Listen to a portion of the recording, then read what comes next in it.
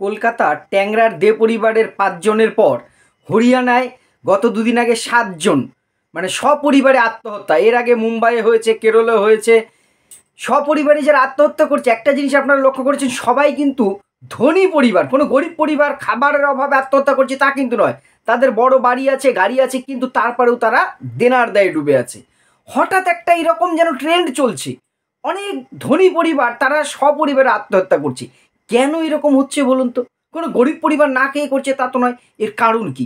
আজকের ভিডিওটা এই বিষয় নিয়ে কয়েকটি কথা আপনাদের সাথে আলোচনা করব। নমস্কার, আমি প্রাণ চক্রবর্তী। আপনারা সবাই কয়েকদিন আগেই দেখেছেন যে আমাদের কলকাতার ট্যাংরার দে পরিবারের সপরিবারে একটা আত্মহত্যার চেষ্টা হয়, পরে একজনকে জীবিত পাওয়া যায়, সেটা নিয়ে তদন্ত চলছে।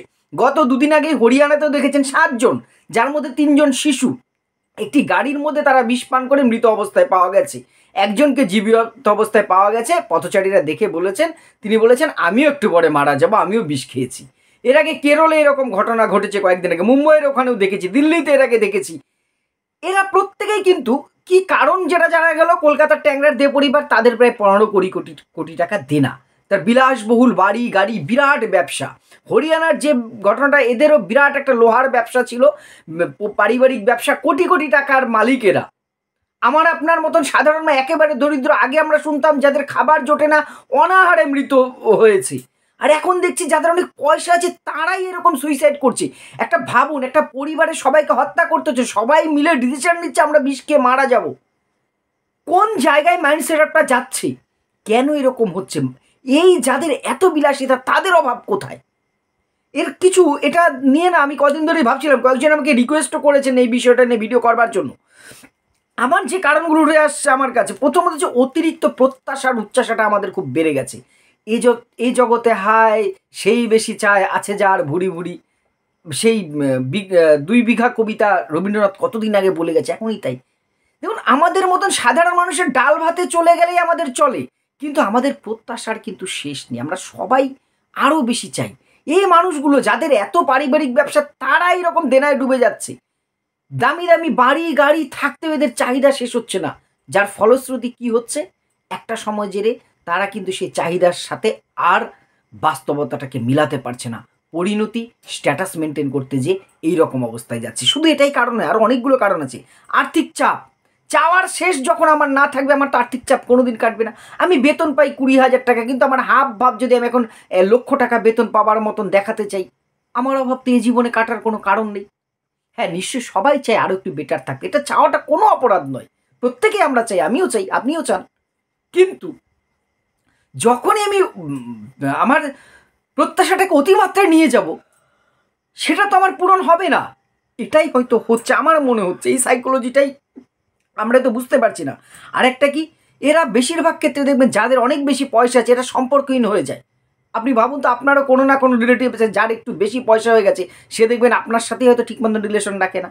ফলে এরা কিন্তু সামাজিকভাবে আইসোলেট হয়ে যায়, এরা বিচ্ছিন্ন হয়ে যায়, যার ফলশ্রুতিতে এরা বিপদে কাউকে পাশে পায় না, কাউকে।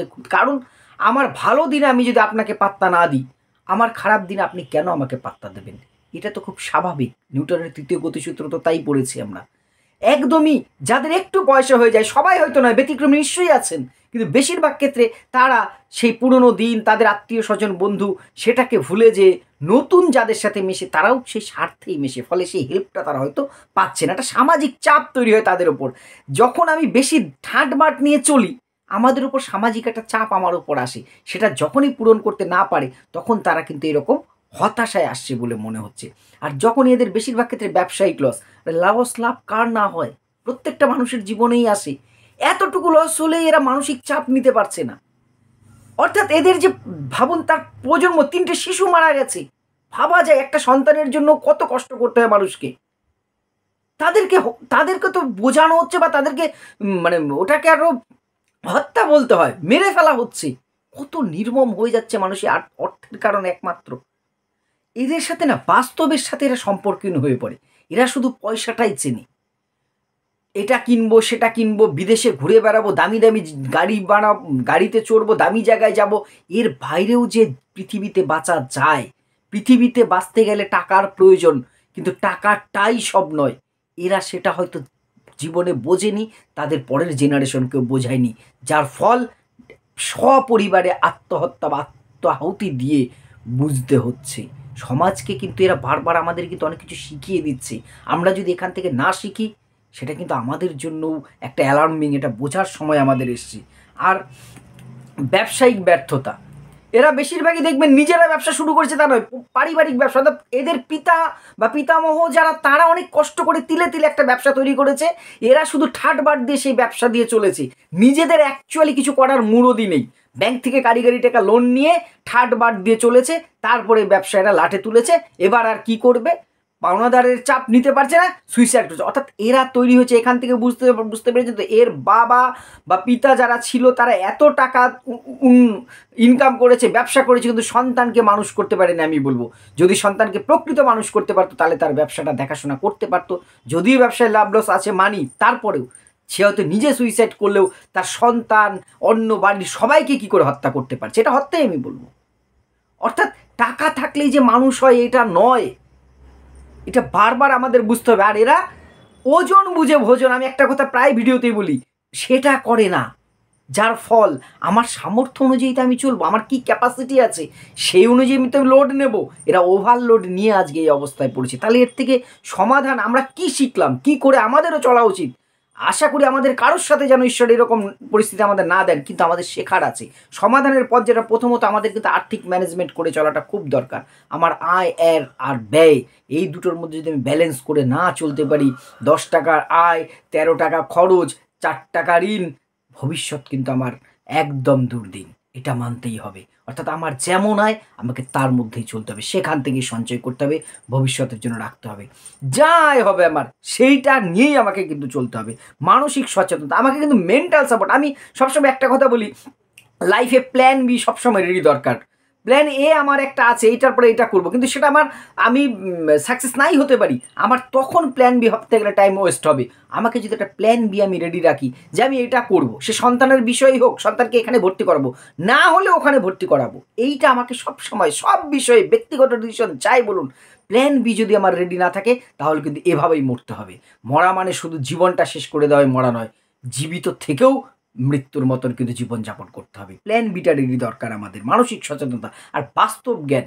সন্তানকে আমরা বা আমরা নিজেরাও শুধুমাত্র আইরনিক্যাল বিষয়ে ঠাটবাট দিয়ে চলবো, এটা ভাবলে হয়তো এরকম বিপদ আমাদের জন্য অপেক্ষা করছে।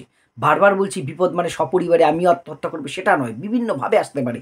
বাস্তবতা যার মধ্যে নেই, এখনকার বেশিরভাগ ছেলে মেয়েদের আমি এটা বলতে বাধ্য হচ্ছি, অভিভাবকরা বাস্তবতা বোধ তৈরি করতেই পারছি না, তাদেরকে আমরা সঠিক জ্ঞানটা দিতে পারছি না। এই জায়গাটা বাস্তবের সাথে তাদের মাটিতে যাতে পা রেখে আমরা শিক্ষা দিতে পারি, সেটা আমাদের ভাবার সময় এসেছে। এবং সরকারকে অনেক বেশি নিয়ন্ত্রণ দরকার লোন ঋণ নেওয়ার ক্ষেত্রে। একটা সাধারণ মানুষ, আমি একটা 1 লক্ষ টাকা লোন নিতে গেলে আমাকে ব্যাংকে কাগজপত্র জমা দিতে দিতে জুতোর তলা সুকতল ক্ষয় হয়ে যায়। আর এই ব্যবসায়ী, বড় বড় ব্যবসায়ীরা 15 কোটি, 20 কোটি, 100 কোটি, 500 কোটি টাকা লোন চুটকির মতন পেয়ে যাচ্ছে। কেন? কেন নিয়ন্ত্রণ নেই? তার ব্যবসাটা চলছে কি না না দেখে কেন ব্যাংক তাদেরকে লোন দিচ্ছে? এর ওপরে সরকারের নিয়ন্ত্রণ আমার মনে হয় দরকার। আর বন্ধু পরিবারের সাথে না সুসম্পর্ক রাখা দরকার আছে। আমার যার সাথে বনে আত্মীয় স্বজন, তাদের সাথে সুসম্পর্ক একটু রাখার প্রয়োজন আছে, যাতে তাদের সাথে অন্তত একটা মানসিক সম্পর্ক যদি থাকে না, অনেক কিছুর থেকে বেরিয়ে আসা যায়, অনেক পরামর্শ পাওয়া যায়, যেটা হয়তো আমরা এখন অনেকেই ভুলতে বসেছি। জানি না কতটা ঠিক, আমিও ভুল হতে পারি। আপনাদের মতামত কমেন্ট করে জানাবেন। ভিডিওটি ভালো লাগলে শেয়ার করে পাশে থাকবেন। ধন্যবাদ।